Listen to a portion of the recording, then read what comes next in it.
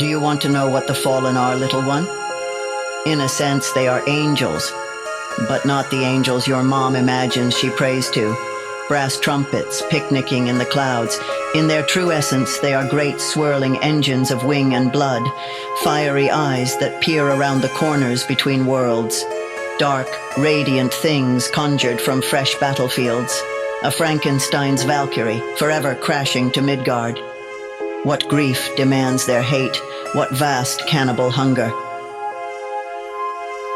Welcome to the Fallen Cycle Mythos podcast. This is a universe full of secrets, waiting for those brave or foolhardy enough to seek them out. Cycle 1. Tales from When I Had a Face was written and produced by James Curcio, with editing by Brian Johnson. A modern fairy tale about death, loss, and finding redemption in the strangest places for those of us still haunted by the uncertain, occult logic of dreams. The fully illustrated black and white edition of this book is available at Amazon.com. The soundtrack features the work of David Bessel, along with additional contributions credited in the individual episode notes. Support for this project is pivotal. By becoming a patron at patreon.com/mythosmedia, that's MYTHOS media, you enable us to make more content like this and to be able to hire on more freelance artists in future works. Discover more about the transmedia Mythpunk Fallen Cycle universe at fallencycle.com. This podcast contains adult themes and may induce psychosis. And now, this week's episode. Season 3. Episode 3. Vanish. The future is inevitable, isn't it?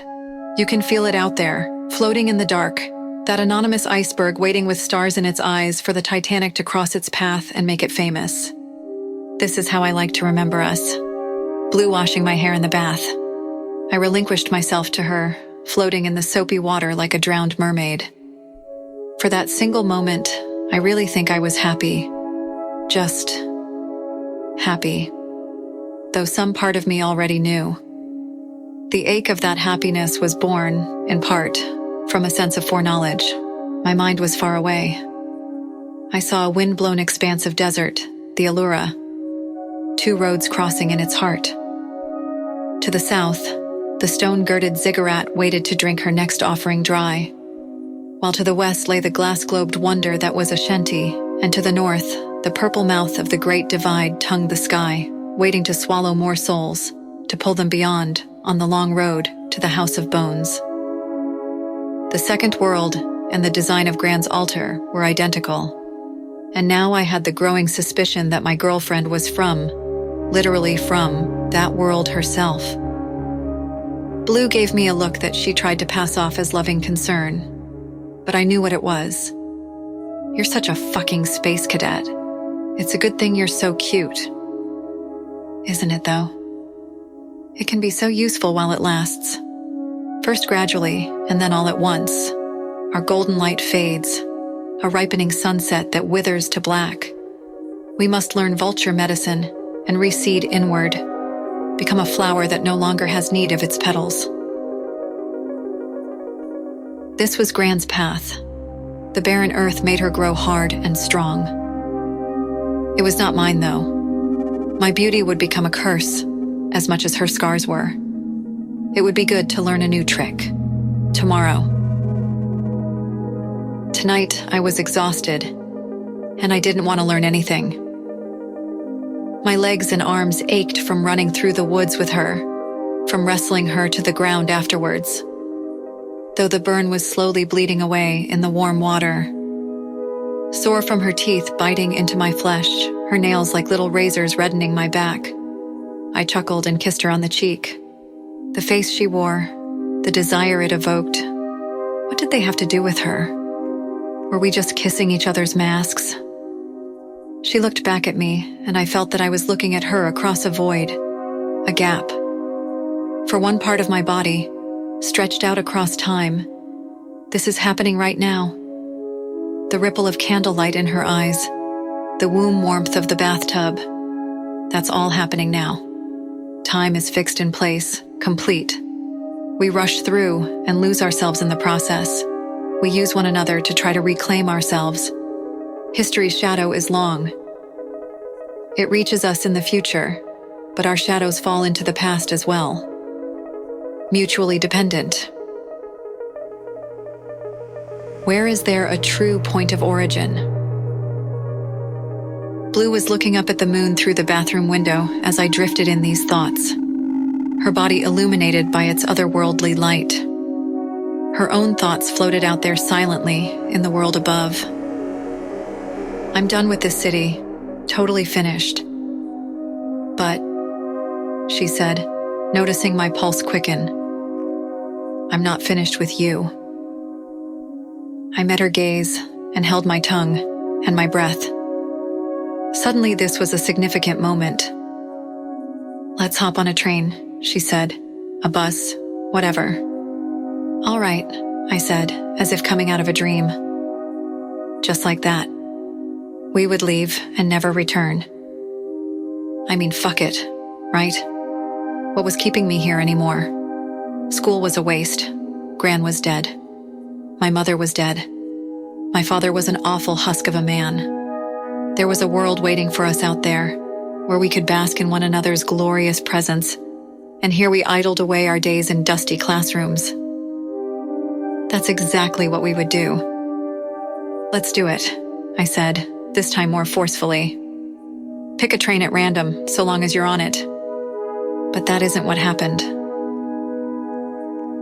The phone rang the very next evening. I don't know how, but as soon as I heard the sound, I could tell that something was wrong. It seemed strained somehow. Urgent. Is that even possible? But it did. I was afraid to answer and almost didn't pick up at all. I didn't recognize the voice on the other end. Not at first. It was Blue, but she sounded muffled and distant. I could hear water rushing in the background. Are you in the bath? I asked. I don't know, she said, that alien tone still in her voice. There was a long pause, and in it I could feel the distance between us, miles of wire and trees and rock, pondering, deciding whether to sentence me for my crimes. Yes, I think I am. Yes. Ayta, she continued, as if recognizing who I was for the first time. I'm so glad I have you. Don't know how to say this. It's better if I... Come here, I said.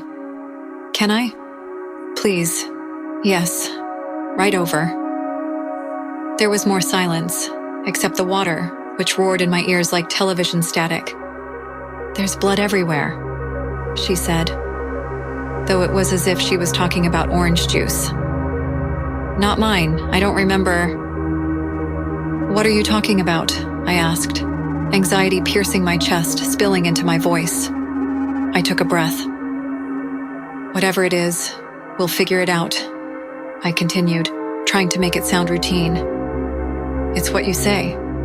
It's what you do. I had no idea what I was getting myself into, but that's love. You don't care. You aren't allowed to. That's what they say. Yeah, okay, she said. The water stopped in the background, and then she hung up.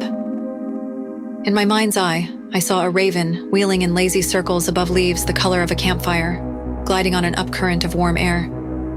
Nyssa was lost to me behind a wall of feathers, angrily beating at my face. I ripped myself away, slipping back into the present. Feel her warmth, her smile. Stay with her. Don't let go. Please don't let go. After a brief conversation later that night, it was as if she had been erased from the face of the earth. Her voicemail full, her room bare, her adoptive mother in tears. For weeks, I waited to hear from her. With nothing left to tether me to this world, the silence opened up beneath me like a chasm, or rather hovered over me, the flock of carrion birds that followed as I stumbled through my daily routines. It's not like they had gone anywhere. I had only gotten better at tuning them out. Gran spoke of the land of the dead as an endless forest, lit lavender by an ever-present moon. But I first imagined it was a place where the sky had eyes, the ground, teeth. The land of the dead welcomes all visitors, erasing who they were with each step they take. Though you might remember the journey there, it's not a place most of us can ever recall having been. Scream into those mists. It makes no difference. No one will hear you. No one will remember you enough to care. Once you say a thing to the Raven Wanderer, you can never get those words back. Death has no memory. If Eluane doesn't capture you in his ledger, you're gone for good. The story recorded, you are then no more. However, Feyn immortality in the second world is also sustained by our erasure. Not all of them have our best interests in mind. I know this now. They are demons, and they consume the stories of our lives in hell. But we might be something worse still. After her disappearance, I started sketching owls. Maybe it was an attempt to bind all the dangling threads in my life. Maybe it was a fascination instilled by the symbol Gran had needled into my flesh. Either way, I spent weeks scribbling this owl's silhouette, pondering the arrangement of feathers, of its stern beak. I stopped going to class, stopped eating for the most part. There would be no more tomorrows.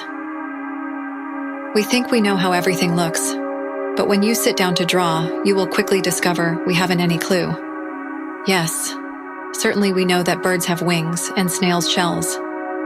None of us are merely a jigsaw of parts. We are wholes. Holes with a crack down the middle. Gran wore hers on the outside. It was the price of her initiation, she said, when she tricked the Feyn and escaped with their collected knowledge, which now sat in a book on my nightstand next to a pair of underwear and an empty Sprite bottle. Gran's stories and her drawings had been like fractals, arcane, alien worlds hid in every inch, and yet each only held together by the barest shred of reason. My world was quite unlike hers, it turned out, but I was still her owl. I always would be. With owl's shape burrowed into my skin, I belonged more to my teacher and her teacher than to myself. I drew a bath, warm and scented with sandalwood, something I could slip into, each breath slower than the next, and vanish from this world, easily as Blue had. I thought of her apocalyptic predictions, sitting together drinking sweetened bitter coffee, scheming the demise of capitalism. The global suicide machine, she used to call it, with intended irony. I remember telling her that I lived my life knowing that the graveyards of the future would eclipse even the atrocities of the past, that tomorrow was already poisoned in the womb. Yes, but that also isn't quite right, Nyssa had replied, her eyes veiled and impenetrable. There will always be a tomorrow. I drew and I drew as my thoughts churned. Days blended together. When I finally had my outline and the blue of my imagination gave her approval, it was tattooed over my heart, as if this bird would one day be all I needed. When the needle had sewn my heart back together in the shape of owl wings, I might take flight with them. We did it to ourselves, thinking, well, if you put together enough feathers, you get a bird. That if you put down every word written in blood on our insides, you will have a soul. The failure of every machine is written in its blueprints, as every future presages its own past. You can't make a happy couple by sewing two people together, back to back. Nothing can be forced. All is merely as it is, and always continues to change. Nothing static, nothing stable. All death presaged by life. My head slipped under the water. Eyes half open, I could see the light in the room dimming and growing more distant. Permanence is a dangerous illusion. Even tattoos are only brief reminders of what we'd like to never forget. So we make it a part of our body. Forgetting, maybe, that our skins, too, are dissolving off our bones, slipping into shadow. Having lived my entire life with one foot in the grave, how hard could it be to step inside completely? Alteran was a timeless dream, a childish fantasy, existing both nowhere and merely a step away, for the rare few who found their way there. Not a where, not a when. Intersecting all places and times, and yet found in none of them. A world of could've and might've and should've been. I couldn't quite focus. Had the ritual worked? Had I even performed it? The owl is just a shape, an outline, like a pencil tracing around the contours of my body, in the hope that when the time comes, I can leave everything behind, climb onto her back, and fly into the clouds. Our greatest cares will seem far away on that day, a speck beneath us, and then nothing. On some level, we knew we wouldn't inherit the world we were promised. All I knew how to do was evaporate like rainwater into the clouds and seek her in the gray land that lies beyond. Even if I no longer remembered her, I would find Nyssa there. Gran had taught me how. I might be in the passenger seat of a train. We're stuck in the snow, and I'm gazing out the window at the clearing around us. A patch of white in winter's gray cloak. At its very center stands a lone tree, painted as if by a single dash of a calligrapher's brush. A bold stroke, and yet expectant of something more that is never to come. How did I come to be here? Did I only imagine that I had gotten out of the bath, dressed myself, and walked down the pebble path that ran adjacent to the tracks? Hopping over the fence with rusted links, where only several short weeks before, I had waved up at the sky and looked with amazement at the tracers that trailed from my fingertips. Blue had smiled then, her teeth and eyes shimmering in neon starlight, her pupils enormous. Beyond the fence stood the woods, which had been bursting with life that night, and then branches opening up to a metal staircase on the other side, the station. Each of us had been living half our life in a secret world, and that was the night the two had merged. Laying together in the whispering grass, we said things to one another that we'd told no one else. We appeared in one another's dreams, remembered we were in love. A love that joined together all those places that were surely fantasy, and which we at once recognized in one another as real, more real than flesh or blood, except that it was only through flesh and blood that they could ever be made manifest. I told her even this absurdity of the mysterious connection between words and bone, amazed that she didn't recoil, but instead drew closer with every manic revelation. All the leaves on those trees had shriveled and blown away.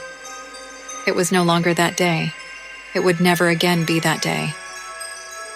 I must have proceeded with only one ticket, fulfilling my half of the pact we had made. The field was hard as ice, and bare brown, without a blade of grass remaining. With or without her, I had to leave.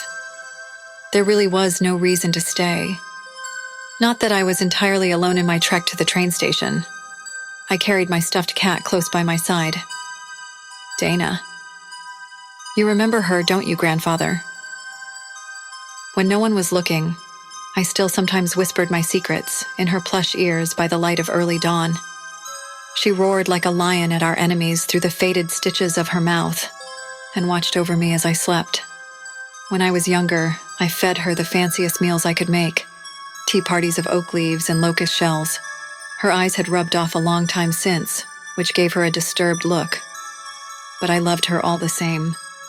She had been a good friend, and she came with me as I stood in the ticket line and followed me to the platform. There was a far-off, almost mournful blast of the train's horn, and a light appeared in the darkness. I stepped up to the platform, the only passenger to board at this stop. It pulled to a halt slowly, and then abruptly, the door opening with a long, wheezing exhalation of stale air. The first couple of hours were uneventful. I pretended to nuzzle into the hollow of a neck that seemed perfectly constructed for that very purpose. We silently enjoyed the trees flying by, and I blew strands of her hair from my mouth. We were for some reason surprised to see a light snow falling. It was beautiful. She was beautiful. We would be together forever. I cried into my hands. The train slowed and came to a stop. Outside, a troubled sky had darkened further, the last rays of sun slipping below the horizon. I looked out at the field that stretched to the tree line, a jagged tear of white on charcoal.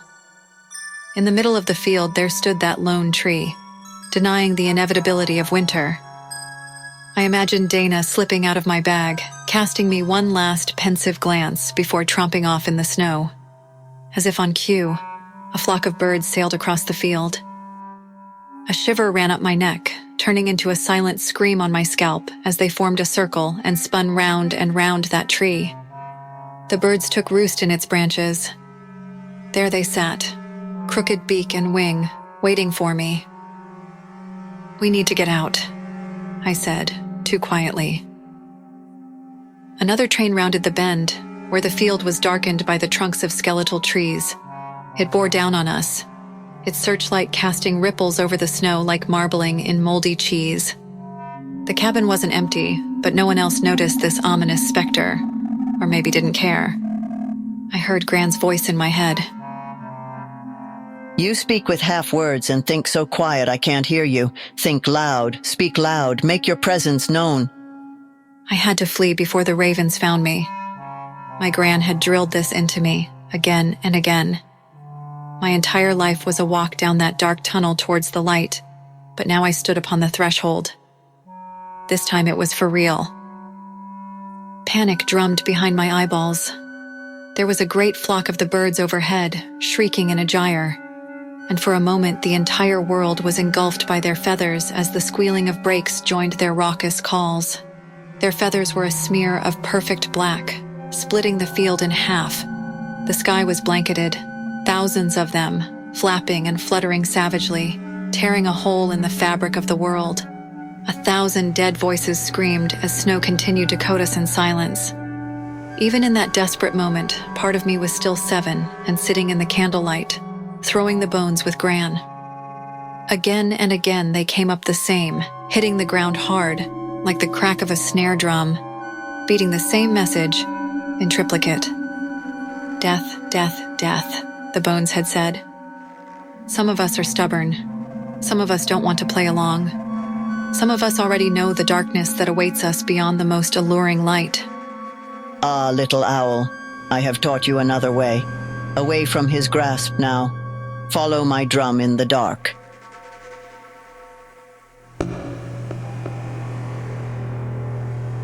Omnia mutantur, nihil interit. A flash of white against a black sky. An owl flies ahead, past the forest and toward the inky dark, crossing through that dark and into the unknown. She follows the owl, leaves, momentarily occluded by long streamers of verdant fog. For an instant, the fog offers a lone, leafless branch, and then that too is swallowed. The owl flies on. A cool, silent rain falls and tingles all through her. A wind blows through the arms of the trees, and they tremble together in the night air like mourners at a funeral. She once had a name, a life. Somewhere between the dream and its shadow, she forgot. For eternity, she trudged through a shadow world of green and grey, through clearing and looming forest, through a dim infinity of twigs, stones and nettles. Her back bows with boredom and exhaustion, her lips are chapped. She still doesn't remember herself. The twinkling of fire ahead, a kind of walkway of trees guide toward the light, and just like that, she smelled a delicious meal. Her footfalls hastened of their own accord. She was nearly tripping over herself in excitement. The trees opened to a clearing. In its middle, a checkered blanket and a magnificent rustic feast, baskets overflowing with bread, vegetables, slow-roasted whole pig, pig belly, turkey, every variety of squash. Where? How? She wondered. But an empty stomach quells all questions. Her eyes grew heavy, and the mist overtook her view until she was lost entirely in the haze. She awoke to the cool light of a bright moon, full and luminous, and an old woman standing above her, a cane clutched in one of those wizened hands. As she sat up, she noticed the uneaten food had grown suddenly moldy. Her nose wrinkled in disgust.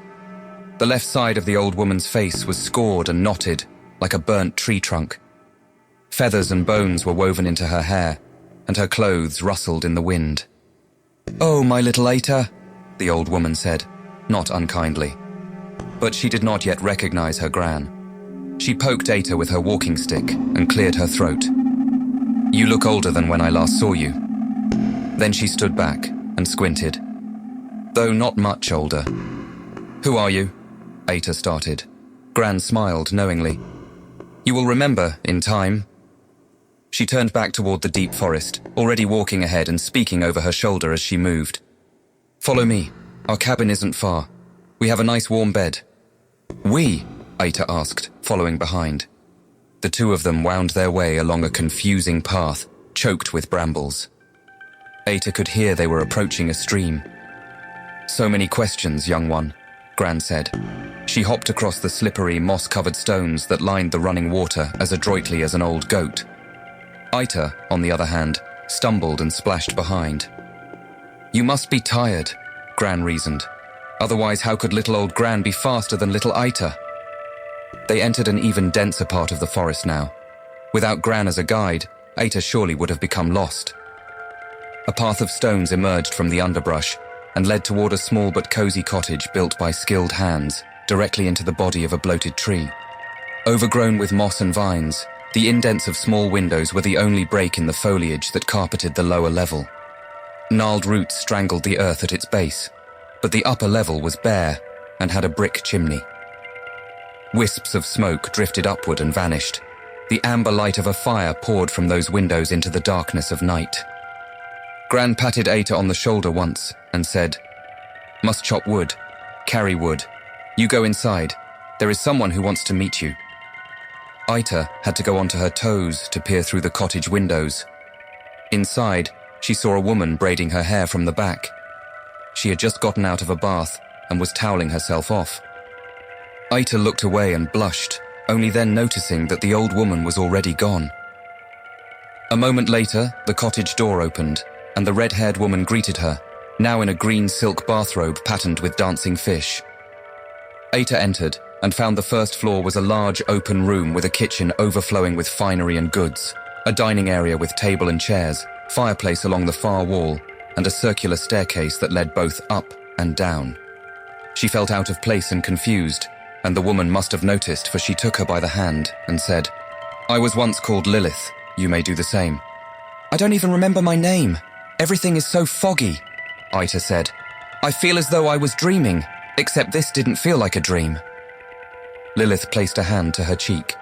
She said, "They once called you Ayta, as they called your Gran before you."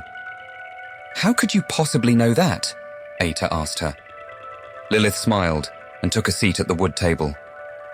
"The heart knows when the eyes meet their match," she said. On the table was a satchel full of red apples. She was looking at Ayta intently, almost like a house cat watching a bird through an open window. "I'm sure you're hungry," she said.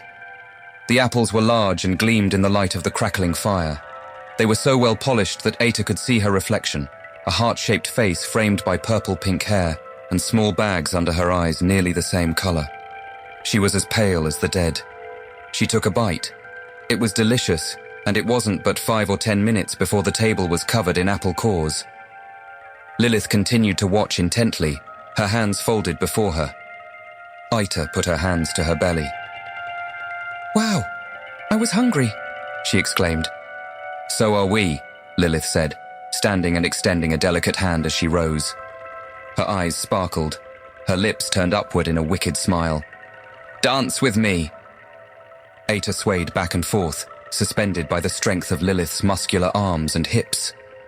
She felt her face resting on Lilith's chest, like a child cradled by its mother. After her long journey through the endless grey exhaustion, finally caught up to her. She was fast asleep, and was left with the fleeting impression of being tucked into bed under an old flower-print blanket, with Dana returned to her at last, perched precariously by her side. This time, my dreams weren't filled with the fluttering of ravens' wings. Lilith wore a wedding dress, stained blood red. She was perched upon a throne of bones, her face downturned and partially obscured by snake-like hair that cascaded in ringlets down her back. I looked down to see I was wearing a moth-eaten wedding suit, clutching a bouquet of flowers to my chest. She rose, her hand out to me. Her mouth turned up in a half-smile, as if she was sharing a private joke with herself. "Lilith," I murmured. Quiet, my love, she replied, turning expectantly to Gran. Now Gran was standing where Lilith had been upon the throne, naked, her tits hanging to her waist, with a seven-sided crown held aloft.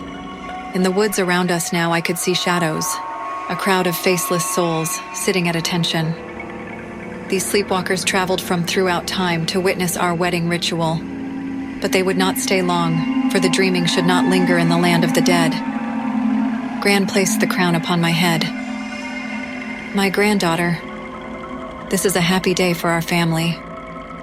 She placed a large bottle in front of us, made of solid, thick glass. It was indeed so large that she needed to hold it in two hands, like a barrel. Its lid was perforated with holes, and inside I could hear a giant moth banging against the glass. Ting, ting, ting. Its wings struck the glass, glowing with an otherworldly light. All four of us are finally in attendance, Gran said, as she indicated me, and then Lilith, herself, and finally the bottle in turn. 4 seasons, 4 trees, 4 people. Lilith extended her wrist over the bottle, not breaking eye contact with me as she did it. Gran deftly ran a blade across the exposed forearm. Her skin parted, and blood began to drip onto the perforated lid. A thinner stream of it began to trickle within. She can't resist, Lilith said. She rubbed her arm, and then kneeled down beside the bottle, watching the moth intently. Blood began to pool around its fluttering wings. The bottle exploded in a hail of shards as the moth rapidly grew in size. Wings morphed into pink limbs, a humanoid head sprouted from under quivering antennae. Finally, the transformation was complete, and a mealy-eyed girl stood on wobbly legs inside the halo of broken glass. Her eyes began to turn milky white, and she dove to the ground, lapping at the droplets of blood, heedless of the broken glass stinging her bare flesh. But she fought against her hunger, and they again grew clear and bright green as spring leaves. She turned toward Gran. You have kidnapped me, as you have kidnapped all my sisters, trapped us here outside of time, starved us, fed on us. Gran cut her off with a loud belch. Time is now for you to get et, little slut. She threw her head back and cackled, and then lunged at her just as suddenly. Nyssa leapt backwards and burst into brilliant purple light, bathing the entire clearing with an explosion of fireworks. Wake up, Ayta! Ayta awoke with a start in bed, back in the cottage.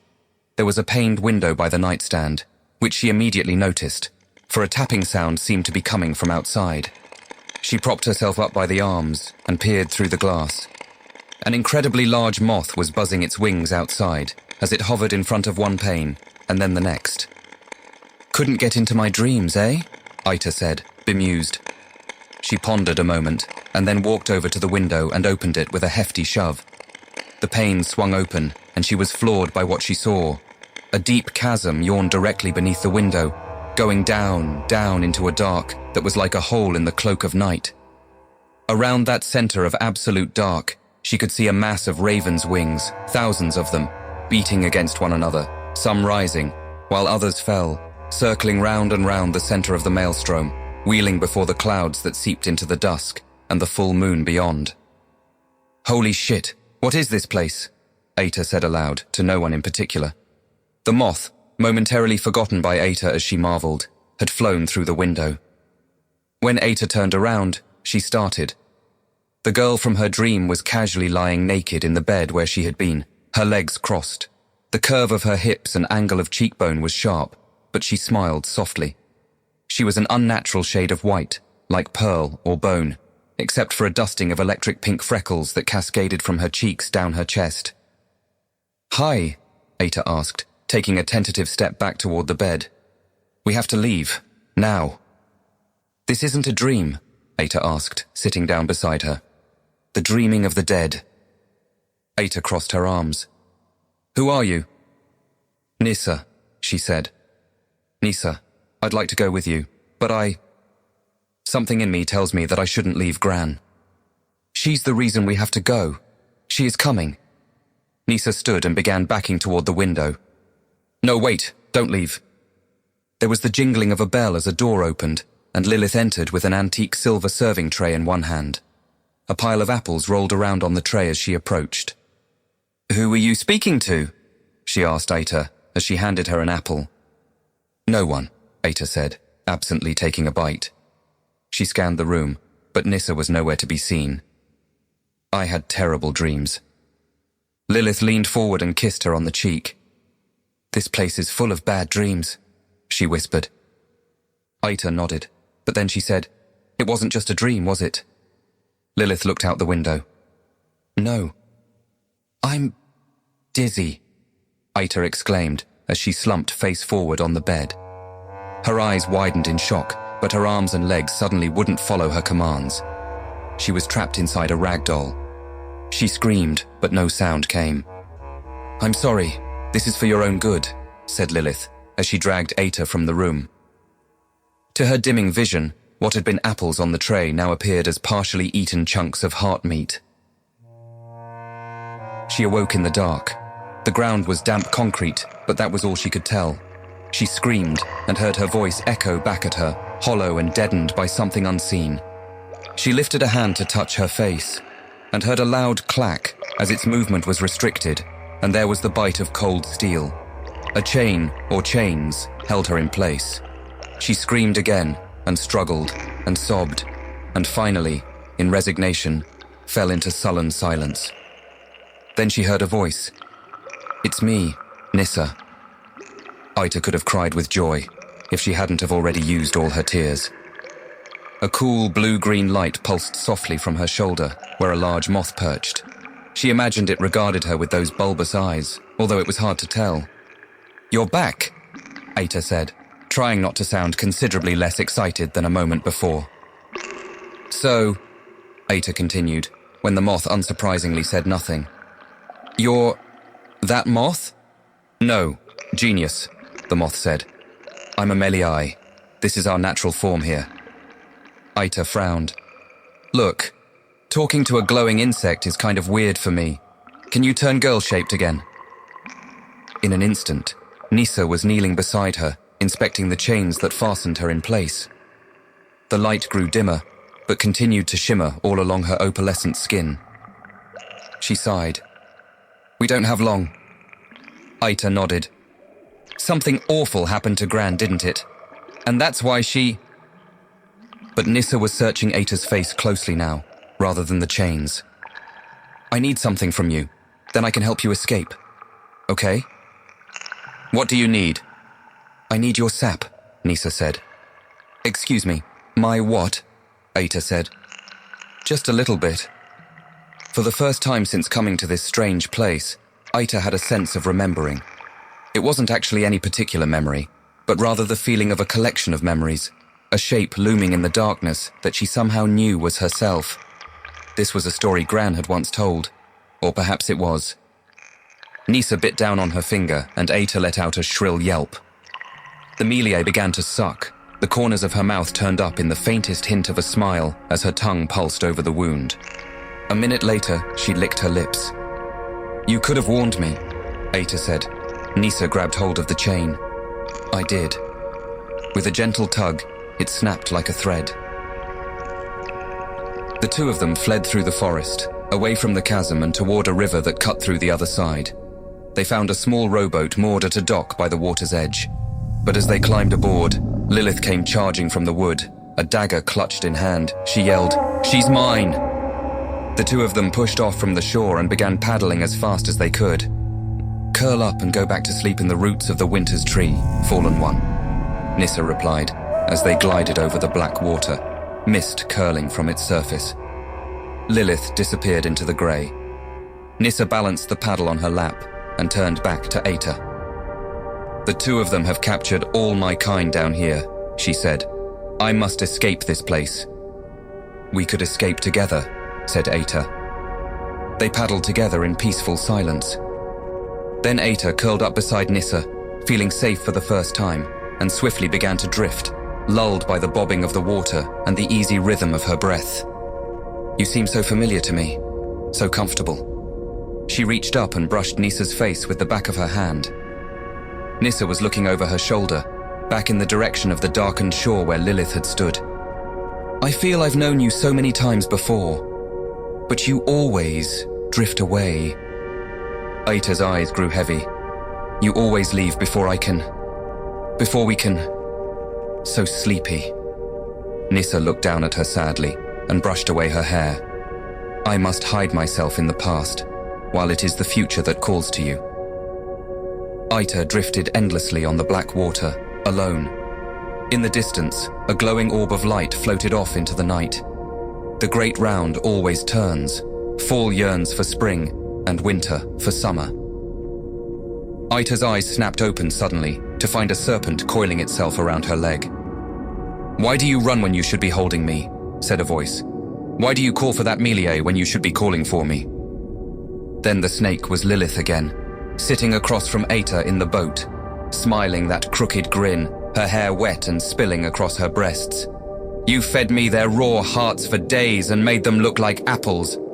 I don't even know you," Ayta said, trying to slide away from her without upending them in the dark water. Somehow they had drifted full circle. Out of the mist, the shore returned to view. The great gnarled tree the cottage was built into, and the throne of bones that rose from those very roots, looking out into the darkness of the chasm beyond. Gran stood atop the mountain of bones like a great shaved bear, naked, her arms outstretched, her skin hanging around her. Gran called out, seemingly to the darkness of night beyond the closed circle of the firelight. "It is time, Ayta, time to come home." From the sky itself boomed a voice, interrupting their ritual. "Come to me, spirit." And for the first time, the sun burst into the sky. Rays of light fell down like spears, and there in the sky were the two gold-flecked eyes of her grandfather. "I call to you from Alteran. Rejoin your true ancestors in the second world." Eluane crouched in front of a fire, performing his ritual, encircled by ravens. "Listen to the sound of my voice, my child. Come toward the flame." Ayta looked up to the sky in wonder as she drifted toward that distant shore. Lilith covered her eyes, and Gran cowered at the sound of his voice, which seemed to fall down on her from above, like a coin clattering down a long-abandoned well. Eluane seemed to take up the entire sky now. "I can bring you home," he said, "if you would just remember the truth and forget your grandmother's lies." A train waited on the tracks in the midst of a snowstorm. In the center of the field sat a lone tree, still holding onto her leaves. Another train appears on the horizon, bearing down. They are about to collide. But Ayta remembered now and shook her head. There was no train. I saw Gran's shadow watching over me as my head slipped under the water, weaving the spell she had written on my soul since the age of 7. Washed clean of the past, lapped at by the patient hunger of time's tides, she was saying, as lungs filled with water. Follow my voice into the dark, and Feyn knowledge will remain ours. We might plant it in the heart of winter.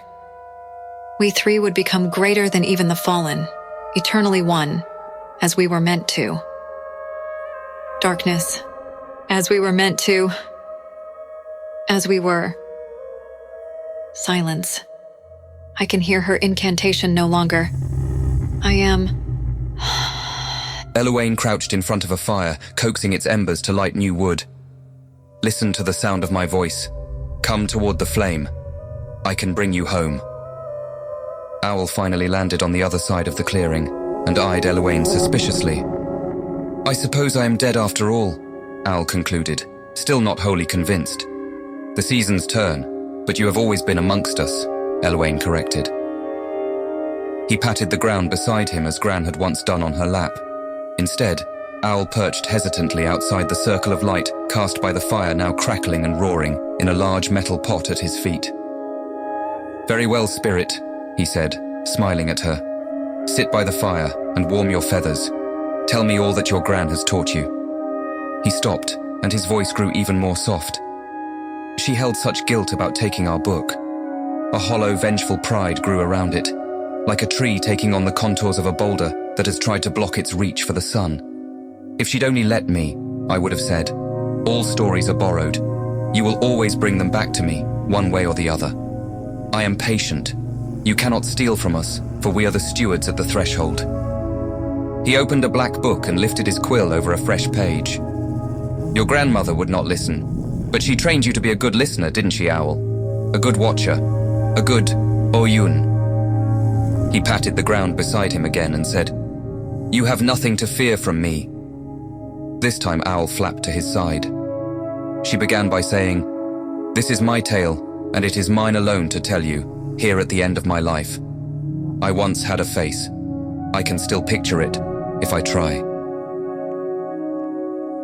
Long into the night, Eluane gathered the story of his granddaughter's passage through the first world on those pages, and he learned much that had been obscured from him. One star seemed to have returned to a constellation in the southern sky, but a black deeper than night gathered in the north as dawn approached. Only at the final instant did the light of the sun return, nevertheless doing little to warm either of them. They continued to huddle in the narrow circle of warmth that remained around the cinders, passing the time with the sound of her voice and his quill, which scratched like a lone talon on a fallen log. "How long have I been talking?" Owl asked him, when she had told all she had to tell. He replied, "We sit at the edge of time, looking in." "That doesn't answer my question," she said. But he did not reply, and they sat together in silence as she pondered the life she had lived. Finally, her thoughts tumbled out. "I can't help thinking they're up there saying I did what I did because I was mournful. Woe is me, my girlfriend left me, and all that. But that wasn't it. I was committing to the story that had been written for me. Or so I thought. I was torn up about her leaving.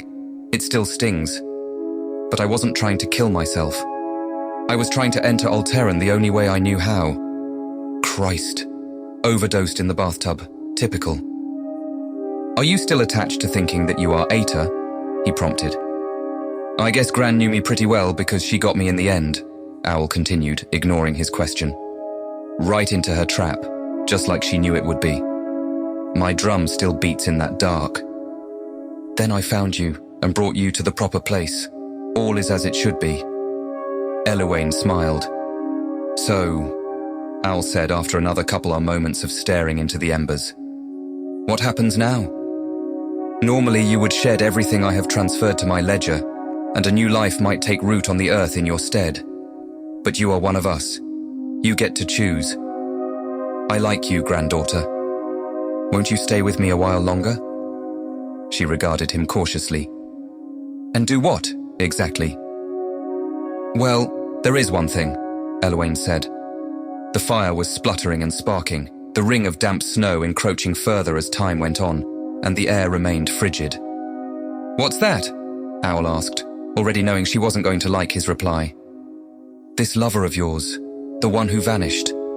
We would very much like to find her," Eluane said. "She is of great importance to all of those who remain. A seed One Eye let slip from his grasp, so that it might be available to us in our time of utmost need." Owl pondered. "Hold up, let me get this straight. You want me to track down my ex for you so that your kind can continue to reproduce through her?" Eluane blew on the embers until they burst again to life. He leaned forward to gaze through the flames and through time itself. "Don't tell me you're not curious."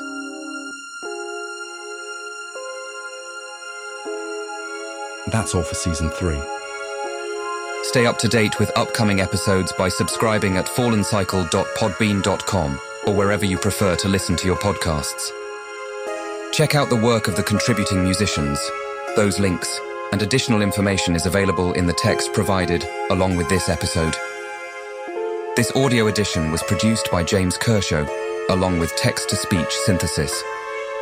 A statement on the use of LLMs is available on our website for those curious about how we do and don't use these technologies.